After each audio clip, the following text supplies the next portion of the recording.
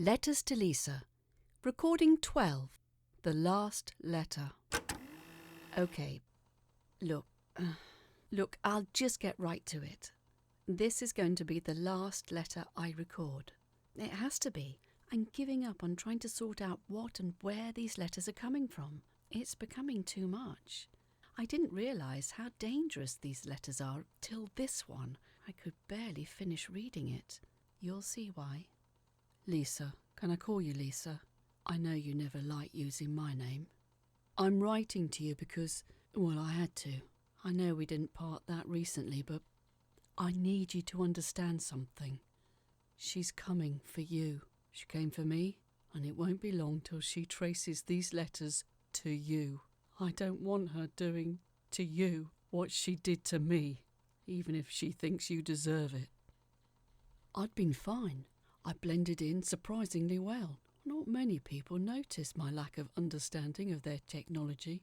Most assumed I was a Luddite for political or religious reasons, so it wasn't questioned intensely. I learned a lot. You should see it, Lisa. The amount of knowledge at one's fingertips it's incredible. I remember old Mr. Clarkson stating, "Knowledge is power," in one of his many long rants about absolutely nothing. But he might have not quite understood the danger behind the statement. With the amount of information that is so easily acquirable, I got cocky for answers. Don't get me wrong, a lot of it is just not true. A lot of it is an elaborate game of global Chinese whispers. Although I don't think that's the correct term anymore. That might be xenophobia. I'm unsure. There's still a lot I need to learn. Anyway, where was I? I got distracted. Hayley, this youngster I work with at the coffee shop, says I have ADHD. You'll learn what that means at some point, unless she reaches you. Sorry for the informal speech patterns in this. I'm speak texting this. I think I don't really understand, but it works. Anyway, I was getting myself into trouble. I've been looking for answers. Answers for the thing we ran into in Bristol. I found very little. I asked various conspiracy groups and UFO sites, but not a lot came back. I was stupid. I should have known I was drawing attention back to me. I didn't know. I thought it was untraceable. Hayley laughed at me when I told them this. I wish Hayley was here now. Poor Hayley. The first time I realised that I was pulling these forces towards me was after I'd just finished work. I found a local cinema was playing The Thing. I remember seeing it for the first time round and, well, I was excited. I was shutting up shop when someone stopped me in the road for a light. I didn't see who it was, but I fumbled in my pocket for a lighter, pulling it out. As the flame clicked on, I saw its mottled skin and an insipid leer as it leaned forward. The thing put its lips to the flame and seemed to suck the flickering fire with the lighter liquid in, like soup. It burped and grinned at me. I was in such a shock I nearly passed out. I took a minute to collect myself, swaying slightly and feeling feverish. Maybe I was just imagining this. Hayley must have popped some magic mushrooms into my hot chocolate and I was hallucinating. Or I was already in the cinema and these leftover work brownies were more than just brownies.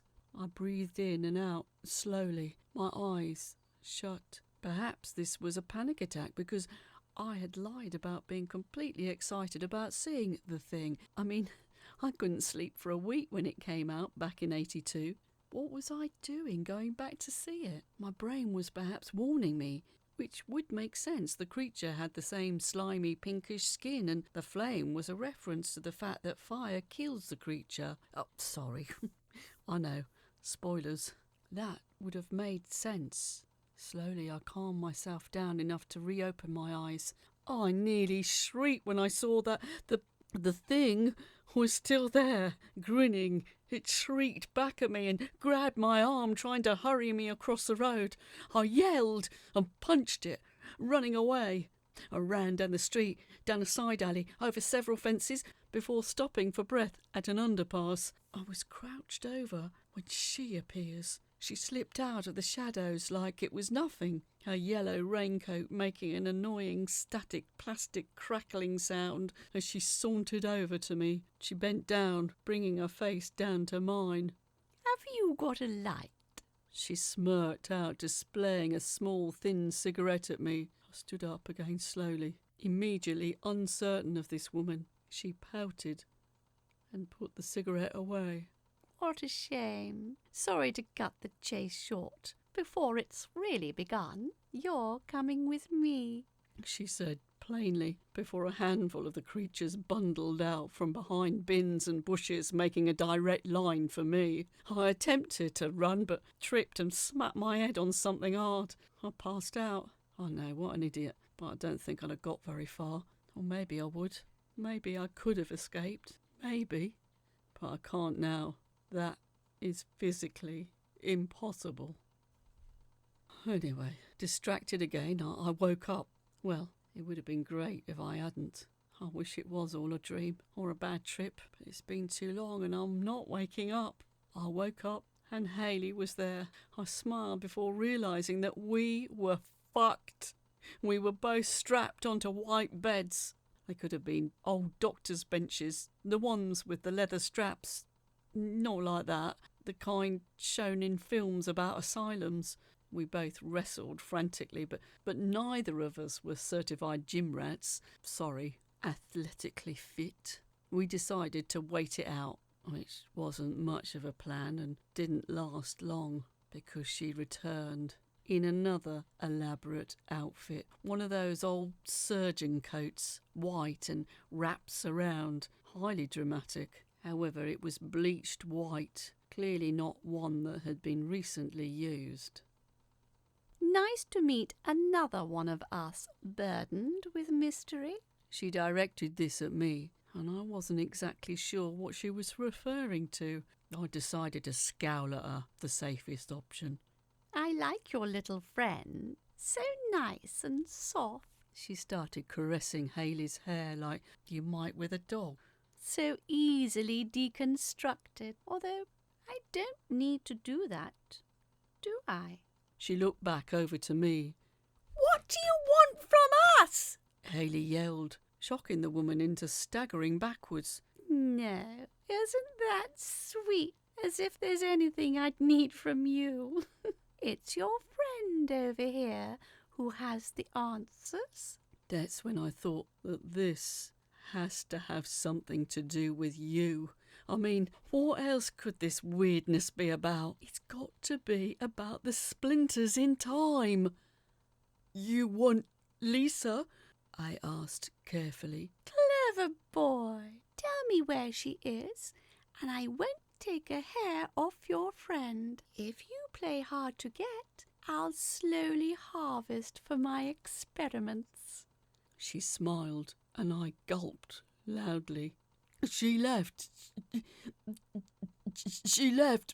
way back about 3 months ago. You've missed her, I said in a pleading tone, hoping to high heaven that she'd believe this. Hard to get. Well, that's too bad. I do feel sorry if you don't actually know, because that means I'll have to harvest you. With that, she sighed and started wheeling Hayley out of the room. Oh, Lisa, I wish you'd left more than this stupid forwarding address. I thought it would have calmed her down, stopped her. The first few days was the worst, hearing Hayley, but by the end of the week, she had the creatures wheel Hayley back in to see me. It was clearly a threat. Hayley wasn't much more than a head, skeleton, and nervous system. A horrible sight. If I wasn't on a drip, I think I'd starve myself. However, I think she's moving on to me next. I figured out how to send this message yesterday, and I hope you get this before... Well, you probably won't, but she's after you. I know you don't actually live at the forwarding address or look at the emails, but they get to you. I know they do. Lisa, please, you've got to save us. You've got to stop your daughter, Jennifer.